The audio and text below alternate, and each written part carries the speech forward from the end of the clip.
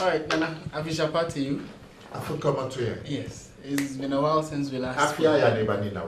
You are done. I am actually Ashanti. Yeah, but the date there is from, I'll tell you the story behind my surname, Asiedu Date later. How have you been? I have been well, thank you. Okay. We just want to review 2015 from the lenses of the New Patriotic Party, and then also would assess government, because you are a government in waiting of a sort, and they're already in power. So we just want to weigh the pros and cons, where you think they've done well, where they've fallen short, and what the NPP could do different. But to start with, 2015 is just about a day to end. What is your assessment of the year so far? Well, thank you. Let me wish your viewers a Happy New Year in advance.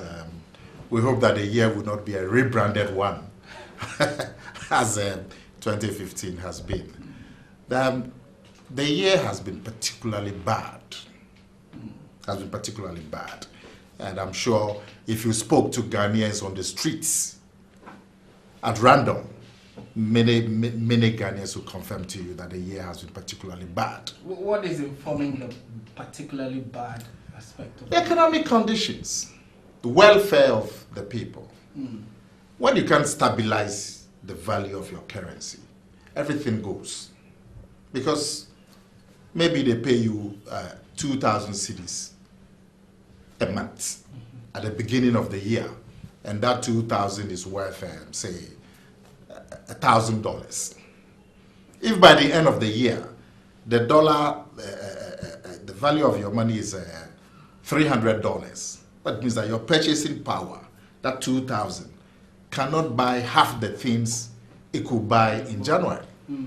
Because all the things that you spend money on, school fees, electricity, water, goods in the shops, are all indexed to the dollar. Is it not because we as a country have become export dependent or import dependent, depending on how you look at it? Well, be that as it may, once you cannot hold the value of your currency, and everything goes down the tubes, every purchasing power goes down. Take electricity alone. You have seen an increment in electricity of 60% for this year. Yeah. So at the same time that the value of your salary is going down because the value of the city is going down. At the same time, you are asked to pay more for electricity, 60%, for water, 67%. And then you go to the shops, everything is indexed to the dollar. So people are being squeezed. When you take the young people, I'm sure you are young. For every young person like you who has a stable job, there are maybe another 2,000-3,000 who don't have a stable job. And there's no national plan for employment for young people. And every year you have 10,000 people coming out of the school. The issue of unemployment, the CD stability and all of that, in this latter part of the year, I think government has been quite categorical that the CD has stabilized against the major trading currencies, especially in the Yuletide where a lot of spending is done. Is that a position you share? Clearly, from the beginning and middle part of the year, we had issues and difficulties with the CD. But now, would you not say there has been some positives when it comes to the CD? Well, if you take the last 4 years or 5 years or so, maybe from 2009, the dollar has risen by over 250%. So that means that you are having to pay correspondingly higher prices for everything that you buy. And you talk about the recent stability. You remember the same time last year, from I think August 2014 till about February 2015, it stabilized. Because one, we borrowed money for cocoa, 1.7 billion, and then we borrowed money from the Eurobond, which we used to support the city. This time last year.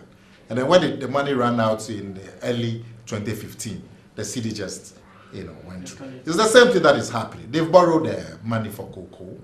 They've borrowed Eurobond just 2 months ago. So that's what they are using to support it. When it runs out, it goes down again. But over the last couple of, at least since 2009, the price of the dollar has gone up by over 250%. That corresponds directly to your purchasing power and to your welfare. You are being squeezed. So you give workers 10% increment, and then electricity alone goes up by 60%. Water goes up by 67%. What are you doing? Where are workers going to find the money for all of this? In addition to school fees. So your assessment of the economy as per the performance of the current administration, what would it be? Talk to all the players. Talk to industry, manufacturing industry. Talk to commerce. Talk to services like you. You are having to do so alone. The cost to your business of doing. I'm just saying. Said the cost of doing business is tearing away all your profits. If you get a bonus this year, you've been extremely lucky. But other media houses are laying off staff because of doing so alone.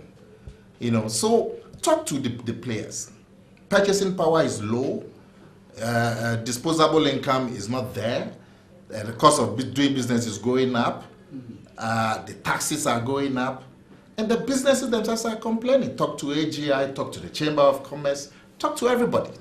Everybody is complaining. So, relatively, from your assessment, it's been a difficult and a challenging year for the current administration. Absolutely.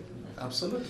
Let's turn our attention to issues of corruption, because the current administration has touted a number of the cases they have uncovered, and the fact that they are in court, monies are being retrieved, especially, if you pay attention to maybe the national service scam and all of that. What would you say clearly there are high points for them when it comes to issues of the fight against corruption. Do you share that view?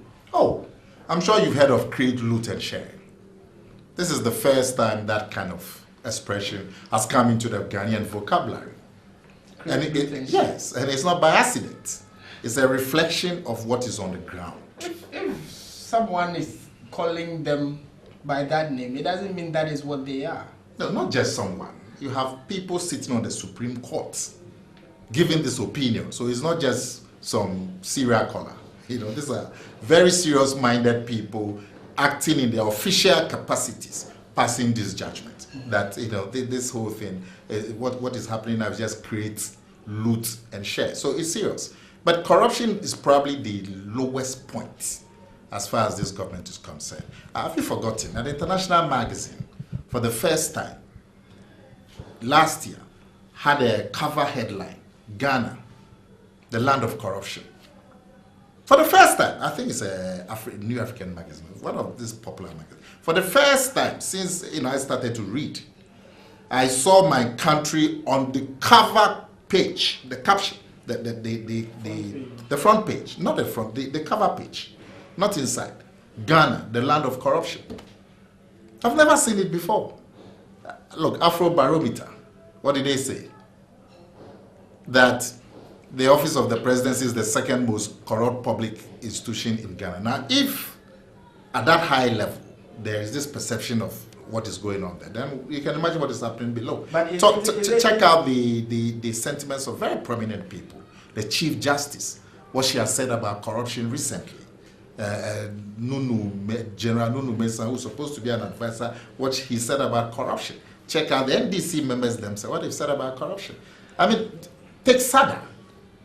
It's in some of the cases that happen, you can't understand it. It doesn't make sense that you say that you are putting aside monies because you recognize that the northern part of the country, the three regions, the poverty there is much more endemic, so you need special measures. So monies for the poorest of the poor, you set it aside. And then you take 9 million out of it to give it to some company to go and produce guinea fowl. That company has no experience or track record in guinea fowl. And you have to give them $9 million.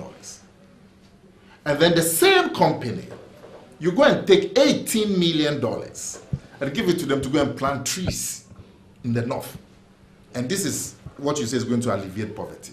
As we speak, there's not a single tree, there's not a single guinea fowl, and everybody is working free. Can you Can you understand what is happening? Absolutely, it's in that line that the current administration had. It's one of the issues they've raised as a high point for them, for which they are fighting against. Have you not heard or seen any of the efforts in that regard? Because monies are clearly being retrieved. We are told RLG, for instance, has paid fully the money it was given by the state to run a business. You see, when the government itself colludes with people and organizations to loot, and then the matter comes to public attention, and then you say that people should pay you back, it's insider trading, don't you see?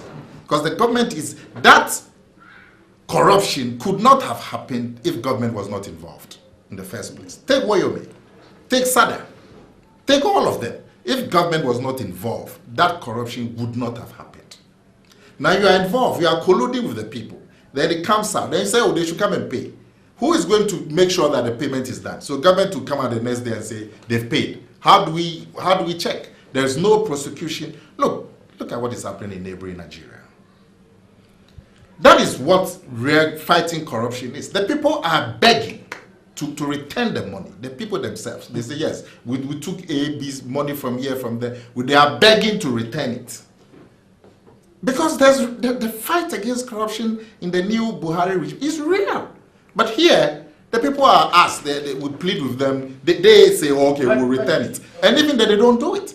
Last year, we heard that one company was supposed to return 50 million Ghana cedis without interest. And even then, what we hear is that it's returned just 14.5. And we are supposed to clap. Look at the recent bus branding. That shows you, it's just the tip of the iceberg. But even the whole idea of branding, putting the president's picture on buses, who came up with this idea? And then if you are going to even do it for the president to get some propaganda value, that one too, you steal money. The one that you are going to public buses, you are going to put the president's picture on it so that he can get some propaganda value. But even that one too, you are stealing the money. I mean, for them to ask the companies involved to bring back the money or retrieve the money, that is an action commendable enough, isn't it?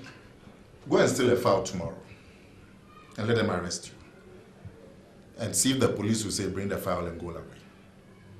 So even when people steal file, 18 cities,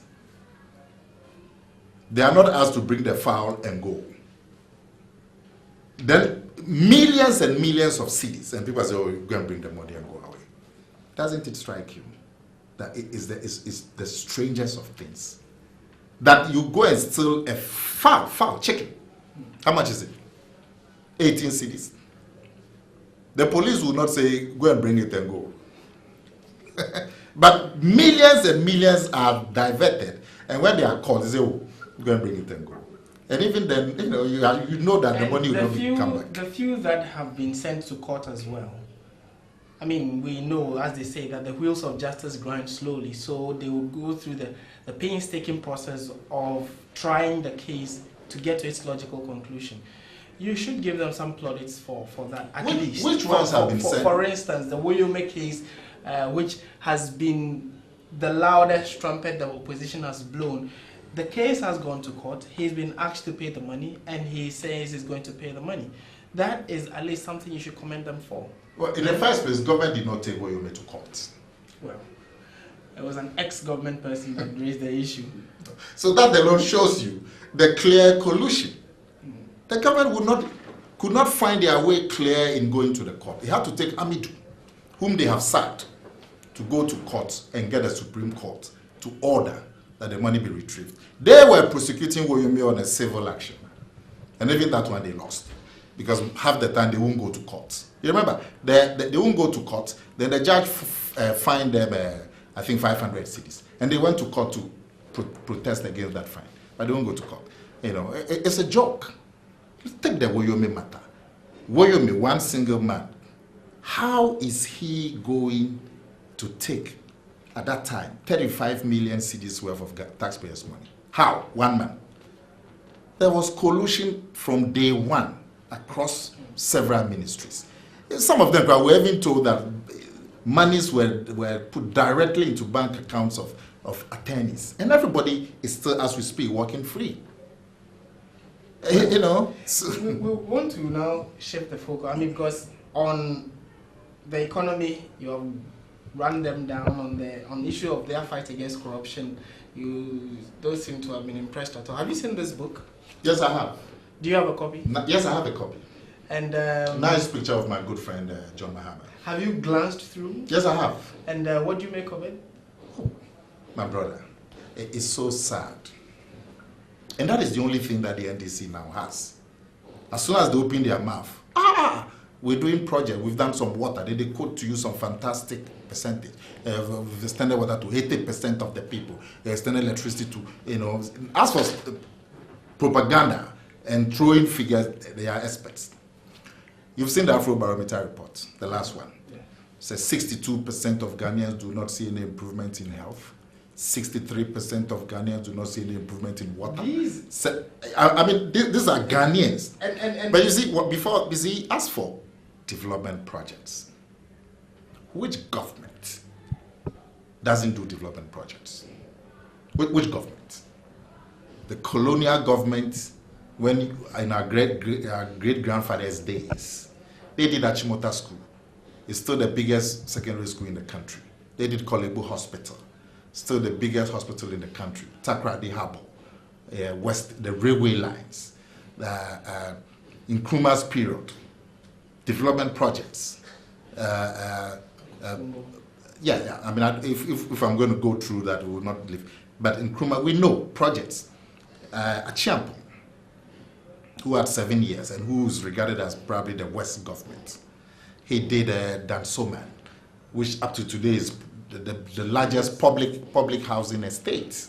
He did Kwadaso estates. He did Anije estates in Takrady. Every regional capital, he did massive housing. That's Achiampong. He did dams all over. J.J. Rawlings. As for President Kufuor, you know, John Mahama said to Ghanaians in 2008, because President Kufuor's government had done so many projects, that Mahama said that coming to use projects to campaign is a mediocrity, and that every government does projects. Do you remember? He told us this at the National Theatre in 2008, just recently, that a government coming to tell Ghanaians that I've done projects, and is an exercise in mediocrity. So if touting projects is mediocrity in 2008, how can it be the outstanding performance in 2015? I mean, was he lying when he told us that in 2008? Every government does. If I'm to mention to you the projects that Kufuor's government did, we won't live today. But going through the book, are you saying that because they were voted in power and certainly they would have done infrastructure, the ones they've shown in this book are not impressive, and that they are just mediocrity, as you would want to associate to a comment he made? No, I'm not saying that doing it. John Mahama said to us that using projects to boast is mediocrity, because as for projects, every government does projects. And he even said that, in fact, the NPP, we have borrowed so much monies. So if we've done projects, why are we shouting about it? Now, you know the monies that he said we had borrowed, 4.7 billion as of 2008 that he was speaking. The NDC government has borrowed over 17 billion. And what are they telling us? They've done some school, they've done some hospital. Which government didn't do hospital? Which government didn't do some school? Which government didn't do a school or hospital or roads? If I'm to tell you about the roads Kufuor's government did, if you have time, and I'm to recite to you, because they're all here, we won't leave. And I'm saying John Mahama himself told us that as for projects coming to tell us about it, it's mediocrity. So are you opposing because you are in a position, the projects, the infrastructure and all of that they've undertaken, are you running it down mainly because you need to play the role of opposition, or clearly these are things that you do not see it bettering the life of Ghanaians in any way? I'm saying that if you put up a school where there was no school, or if you went and renovated a school which was in bad shape, it is good. But to tout it, that because of it you've done something, people should clap for you, and that you win elections one touch because of it. You yourself told that it's mediocrity for a government to do that. You understand? And that view was endorsed in the elections. They won. And if you look at the Afrobarometer, which specifically asks Ghanaians about quality of services, health, education, water, electricity, and all of that, the Afrobarometer told you. And this was just the beginning of this year. What majority of Ghanaians felt that the delivery of all these services was not satisfactory. So apparently the government is saying one thing and the people are saying a different thing. But I'm saying that the president himself told us that touting projects to say it's a major achievement of government is mediocrity. Okay. So I'm not saying the projects will be good, it's good. But touting it as if you are the only person who's done projects and as if it's something nobody has seen before, it's mediocrity. That's what they told us. We are going into 2016 next year, and clearly they're going to be campaigning on a number of these projects that they have undertaken, and also their fight against corruption, the economy, and all of that. Those are going to be the bargaining chips they would use. The NPP, which is the biggest opposition party in the country, the next government, actually. Well, as you put it, would also have to put up something to show that they are the better alternative when it comes to the governance of this country. How prepared is the NPP in terms of taking over the affairs of this country? No, we are very, very prepared. At the very least, our record, because we've been in government before, fortunately, so you can actually compare. Look at our record. Inflation. Inflation was 40%. In 8 years, we reduced it to 18.3. NDC came 18.3 in 2009. In 7 years, inflation is 17.4. Interest rates. When we came, interest rates were 50% in 2001. In 8 years, we reduced it to 25%, half the rate.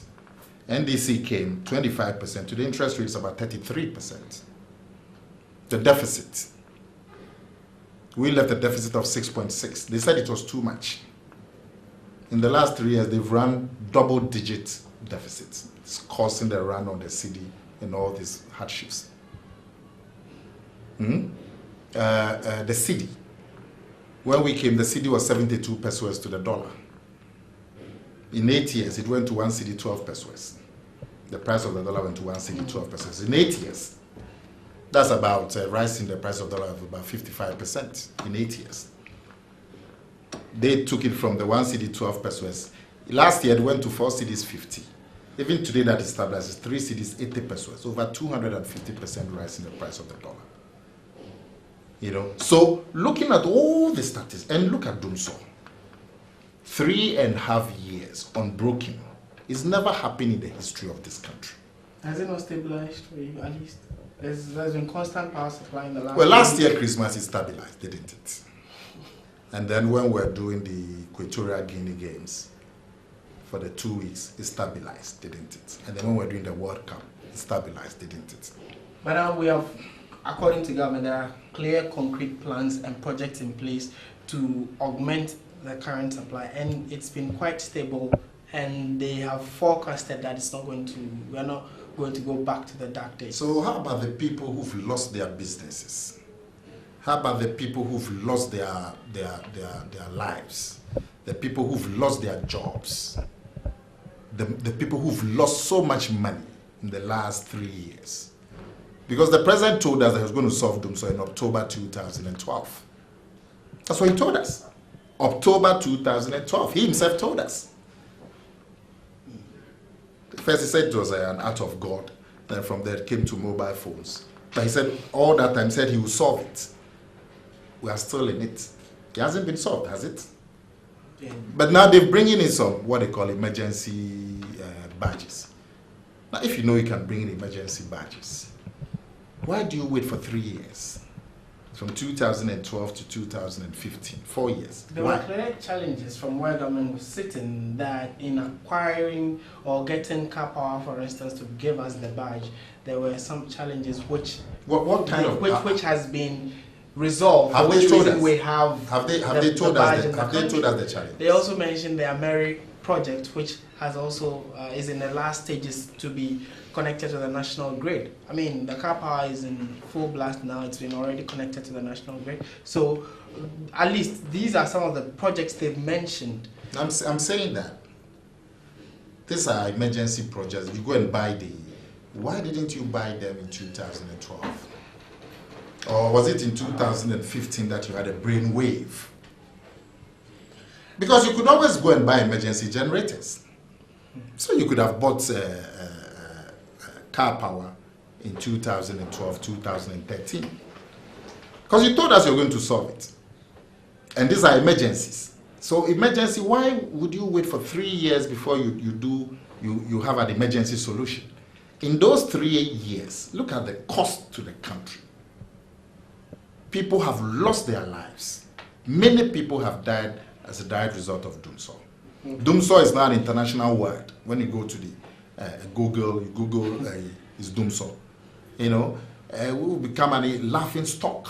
So, the professor came here the last time, was laughing at us.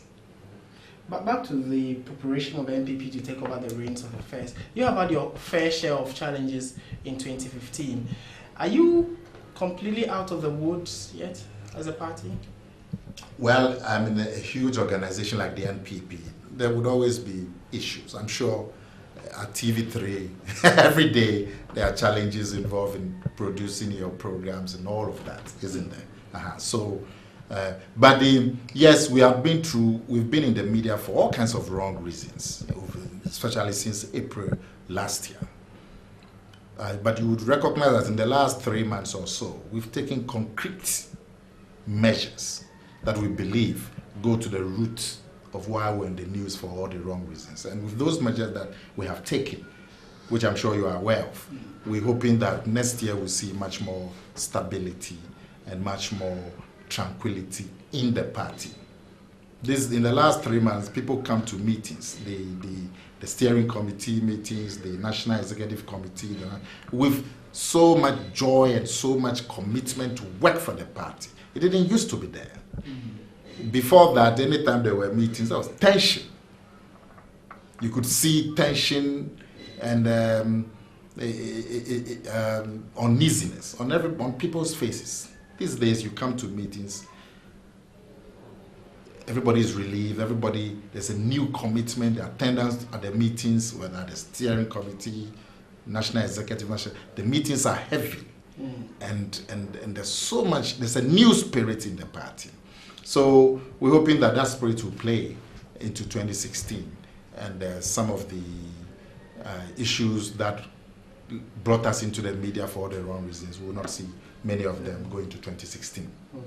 In concluding this interview, if you are we want you to rate the NPP on a scale of 0 to 100, how you fared, and then we'll give the same score to the NDC, how you think they fared going into next year, which is an election year, lots of activity. I mean, some people are saying that we've already hit the election campaign button until we are in full gear. What would your assessment of the NPP be?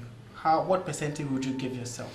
Well, before we took those measures that we've taken in the last 2-3 months, I was going to rate the NPP poorly. But the determination to deal with the root cause of the problem and the resolve to carry it through is raise the ratings of the NPP. So before maybe September, August, I was going to rate the NPP like 30%. Now I rate the NPP by 70%. And I'm sure going into next year is going to go up. There's this funny talk that the turmoil in the NPP was because we had a poor leader in Nana Akufo-Addo.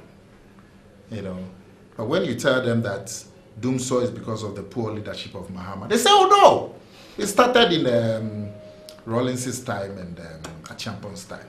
When you tell them the city's disgraceful performance is because of poor leadership of John Mahama. They say, oh no, it's because we don't export as much as we import. When you tell them corruption is, we are a laughing stock in Africa because of corruption, it's because of poor leadership of Mahama. They say, oh no, corruption started from Adam. You know, when you tell them that... Corruption from Adam is a statement the former president made. Yes, and they quote it. Now you ask yourself, so when Kufuor said corruption started from Adam, which public official was accused of corruption and was shielded by Kufuor? Which one? And then you look at these people. Public officials engage in naked stealing, and everybody being shielded. You had a situation where you had a situation why? You haven't read the JIDA report. The JIDA report that was commissioned by the government itself. Read it. The JIDA report says clearly which people have misused public funds. It states very, very, very clearly. Not one. Not one. So names were mentioned, but names were mentioned. The crimes they have committed are all in the reports. This is the government's own report. Take SADA. But what has the opposition done about that? Take SADA. Nothing is being done. It's like a curse. It's like this government has been cursed. I'm saying that the idea to put the president photograph on buses, it's backward. We should be moving away from those days. But if that is your idea of a good government, that one too, you are stealing money. Putting the picture to, you are going to steal money. These projects that they've done, when you tell them that there's no value for money, they say, hey, but it's true. Because all these projects that you have in the book there, with my brother Mahama's nice photograph, 90% of them are sole sourced. Now, when you do sole sourcing, how do you ensure that the taxpayer is getting value from it? At TV3, would you go and buy 10 cameras from one shop? If you're going to buy cameras for TV3, would you accept one invoice? But this is what the government has been doing. Sole sourcing. And these buses, you heard what they are telling. For the bus one, we know they sole source, but the projects in this book, we cannot authoritatively say that they sole source. I'm saying to you, 90% of them are sole source. The government itself admits that. The government itself admits that. But if they were tendering, you'll see it in the papers. The cycle project that they tout. Did you see the tender notice in the papers? The Kaswa interchange, the Rich Hospital. They will tell you, oh, because of the financing arrangement, is a EXIM and it comes with a... We have laws in this country, procurement laws. We are not subject to any EXIM bank regulations. We have laws in our country. You see? But the thing, when the people have even been caught, there's no action taken. We have every law that you have in America, in Britain, we have it here. The difference is that the boards to do it, we can't, because most of these things are being done by people in government. You see? Yeah. So the rating now, NDC? Well, as for NDC, I will rate them 20%. Because of doomsaw, because of the CD, because of the cost of living, because of unemployment, because of the economy, the macro situation, interest rate, inflation, deficit, the CD. I mean, so the only thing that they themselves talk about is, oh, we've put up a hospital at Ridge, and we've put up a hospital. Look, let me tell you one thing. The Legon Hospital, I think it's 600 bed. I think the cost is about 217 million. The Legon Hospital. The Ridge extension is 220 beds. The cost is $250 million. So the 250 bed extension at Ridge Hospital costs more than the 600 bed new hospital at University of Ghana. They would do a school at Ponkatamanso, 6 classroom block, 510,000 Ghana cedis. MTN does the same school, same time, and it's 170, less than a third, because of sole sourcing. They are stealing your monies blatantly. They don't even look behind them. Otherwise, Woyome, they themselves told us, President Mills said don't pay the money. And then go to court. Then they went to court. The court said don't pay the money. Pay 1/3. So they went behind President Mills, they went behind the courts and paid all the money to Woyome. The people who signed the documents for the Woyome, from Attorney General to Ministry of Finance to Comptroller, Accountant to Bank of Ghana, they're all there. Well, or you need IMF too for this. You remember Waterville? Yes. You remember Waterville? I support. So there has been no positives for you as far as this government is concerned. I understand the government is saying that they've ensured peace and stability. But Ghana, we've always been peaceful. We've always been stable. For that's why the American presidents come here. We've always had a stable democracy since 1993.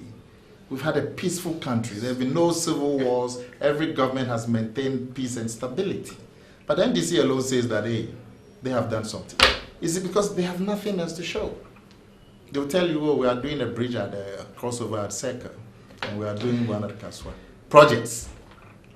Which they themselves say is, shouting about projects is mediocrity. Today, that's what they are shouting about. So nothing surprises you positively about the current administration? But I'm quoting the government's own no, words. I want it to be... I agree with the government that the shouting about projects is mediocrity. And I agree with Afrobarometer, which interviewed a cross-section of Ghanaians about how public services have impacted on them, right, in education, in health, in... I'm so sorry I didn't bring it. I would have read the reports to you. Negative. The government rated highest in corruption. And then when they asked them what really matters to them, they said economic development, and that the government's record in economic management was terrible. It's all in the Afrobarometer report. Okay. Well, I think I would have to leave it here for now. And before we go, your New Year message to Ghanaians and then the MPP supporters. Well, I mean, Ghanaians, I wish everybody a peaceful and a better year. But Ghanaians should know that 2016 is a year for change. The NDC has been in office for 8 years. They've shown us what they can do, what they are doing. We've seen it. And we're going to tolerate them for another 4 years. Based on what? You know the biggest development in our economy in the last 10 years, the discovery of oil, which was done by President Kufuor. President Kufuor. He didn't get a peswa from the oil.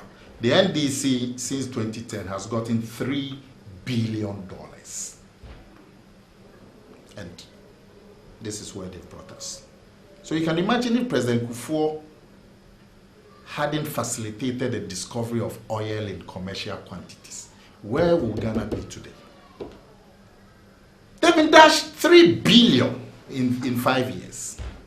And they can't hold the currency. They can't provide jobs on a sustainable basis. Our industries are dying. Go to the industrial areas. They are turning into supermarkets and churches. Go to the industrial areas. Go to North Industrial Area. Go to South Industrial Area. Go to Spintex, warehouses. The industrial area is being turned into warehouses, huge warehouses, huge shopping centers. And go to the shopping center. What are they selling? Furniture from China, chocolate from Belgium, sugar from UK. Where's the sign of progress? Where is it? Where is it? The woman who's selling trapia, you know trapia, chewing stick, with a child at the back, walking on the streets of Accra. How much is she going to get from trapia? You know she's taxed 1 cedi a day. And when you tax that woman 1 cedi a day, you are not, you take that money and go and pay 35 million to Woyome. I think that your assessment would certainly not go down well with the current administration, and they would want to react accordingly. But what you need to do, don't take my assessment. Don't take the government's assessment. Take your cameras to town. Maybe not cameras, take your microphones to town.